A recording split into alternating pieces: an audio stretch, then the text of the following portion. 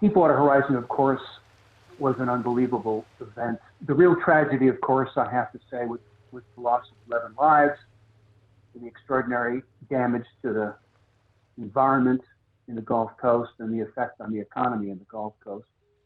I can't go without observing that that's the real tragedy of Deepwater. But for many of us who worked on the crisis, me and those on my legal team, it was a life-changing event for us as well. It's not over, of course. BP is still litigating the tale of the crisis. But for us who were there as first responders, it was pretty intense. We worked 16 hours a day, 7 days a week for well over a year. At the height of the crisis, we were managing 70 plus law firms, hundreds of lawyers, and at, I guess, the height of the tragedy, our annualized legal spend probably approached $1 billion. The data management challenge from Deepwater Horizon was itself unprecedented. It had to be one of the largest data management challenges of its time, both in terms of number of custodians, volume of data, different data types, the global scope of it. We managed the data in the crisis ourselves and through a dozen data management vendors and suppliers. There were some unusual data challenges. One was, interestingly, the use of videotape. You might not have expected videotape to be a prominent challenge, but when you're dealing with an uncontrolled pipeline leak a mile under the surface of the ocean, the only way to figure out what caused it and try to stop it was through remotely operated vehicles. Little robotic cameras that were constantly being taped had to be preserved and analyzed. And ultimately, as you all recall, Congress demanded that we put real-time, 24-hour videotape of the spill on television. And painfully, Anderson Cooper reported on it nightly. But beyond that, I'd say that the data challenges included, the environmental harm to the Gulf of Mexico, which today produced the largest library of environmental data ever housed anywhere. We also had, at one time, no fewer than 9 investigations of what caused the accident. Each of those investigations had its own separate discovery and data management challenges, and they were ongoing for 10 months to a year. So they were daily creating evidence every day that had to be gathered, preserved, searched, and produced.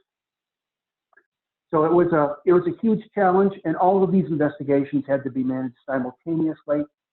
Each had its own separate outside counsel who were specialized in different areas of the law.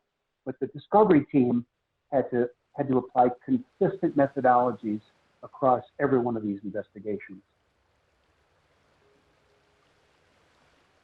For any company that faces litigation, either significant litigation, a lot of litigation, or any important litigation, it's important to entrust the data management to professionals in the area, rather than relying, as we have in the past, on practicing lawyers doing it in their spare time.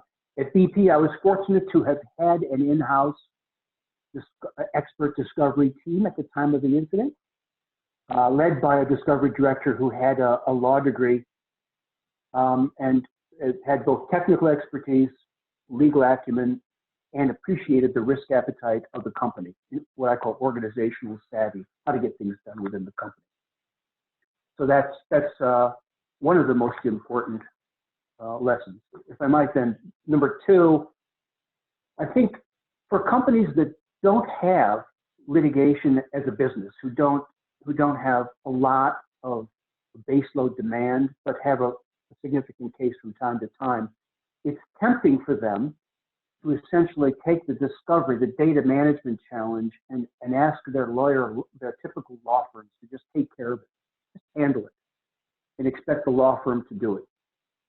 The best approach, in my view, is a true partnership, what I'll call a corporate-led data management partnership, where the in-house law department calls the shots, determines the strategy, and manages experts, okay, in a kind of a collaborative and integrated way.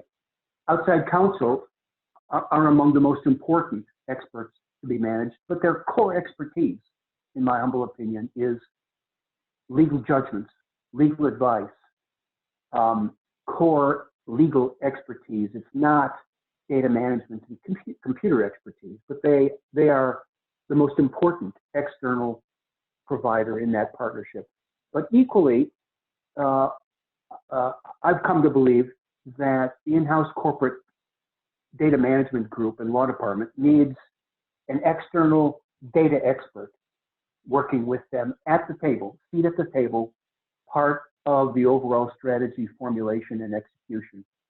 Now, these are often what today is called ALSPs, alternative legal suppliers, but they're essentially non-law firms who do not give legal advice, but who are expert in organizing, managing, finding, and manipulating data or evidence.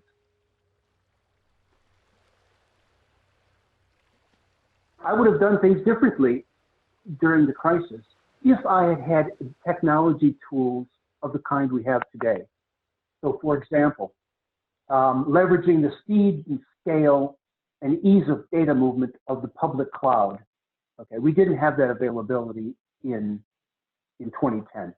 Today, the public cloud gives you tremendous horsepower to stand up data analytics quickly and to move data around the world faster.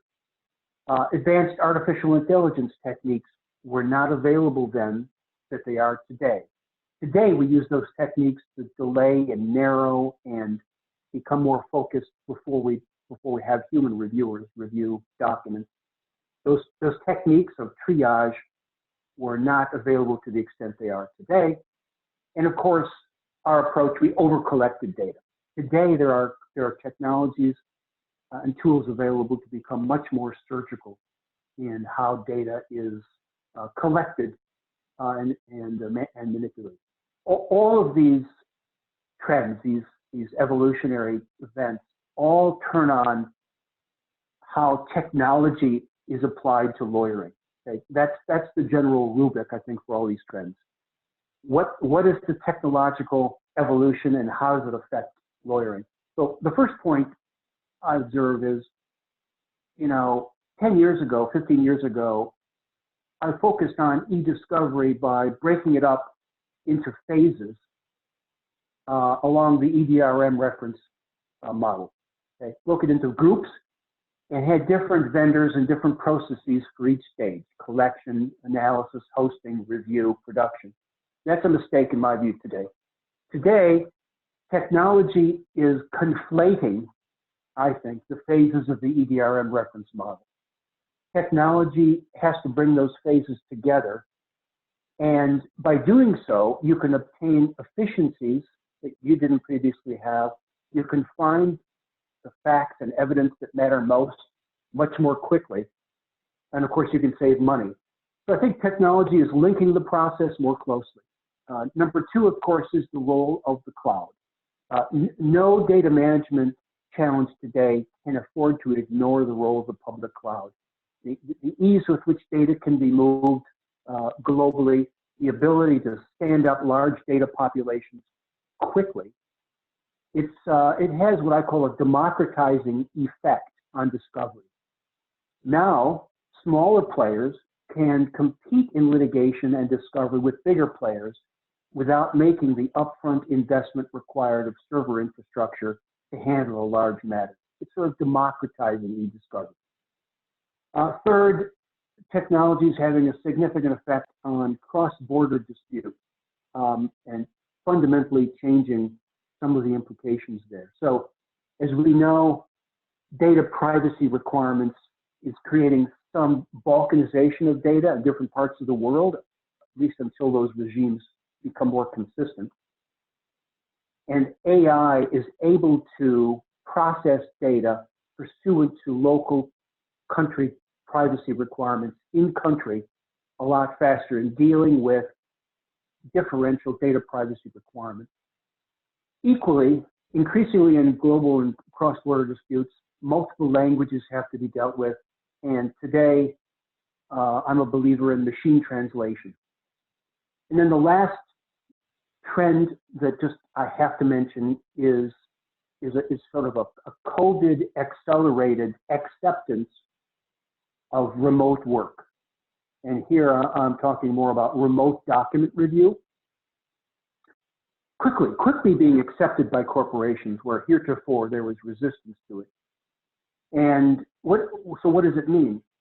What it means is that over time, the labor arbitrage analysis is going to change. No longer do you have to worry about where review is conducted. Is it done in Washington, D.C. and the high labor cost there? Can it be done in Nashville? What about the cost in London?